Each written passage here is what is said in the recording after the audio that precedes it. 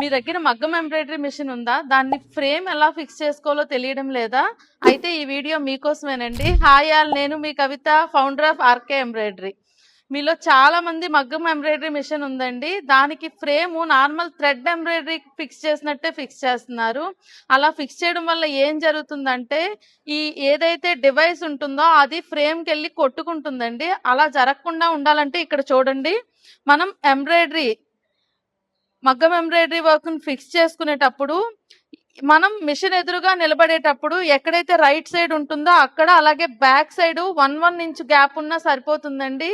కానీ ముందుకి అలాగే దాని అంటే ఎక్కడైతే డివైస్ ఉందో అటు సైడ్ మినిమం 4 ఇంచెస్ అనేది గ్యాప్ ఉంచాలండి. అలా ఉంచడం వల్ల ఏంటంటే ఈ డివైస్ అనేది కిందకి దిగుతుంది. కిందకి దిగినప్పుడు మనకి ఈ ఎడ్జుల్లో తగలకుండా ఉంటుంది.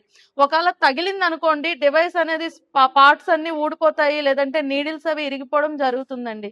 సో అలా జరగకుండా ఉండాలి అంటే మినిమం 4 ఇంచెస్ కింద వైపు, అలాగే డివైస్ ఎటు సైడ్ ఉందో అటు సైడ్ 4 ఇంచెస్ గ్యాప్ ఉంచుకోవాలండి. రిమైనింగ్ సైడ్స్ లో 1 ఇంచ్ ఉన్నా సరిపోతుందండి. ఇలాంటి ఐడియాస్ కానీ టిప్స్ కానీ ఏమైనా మీకు కావాలి అనుకుంటే మా ఆర్కే ఎంబ్రాయిడరీ ఛానల్ని ఫాలో చేయండి. Thank you so much.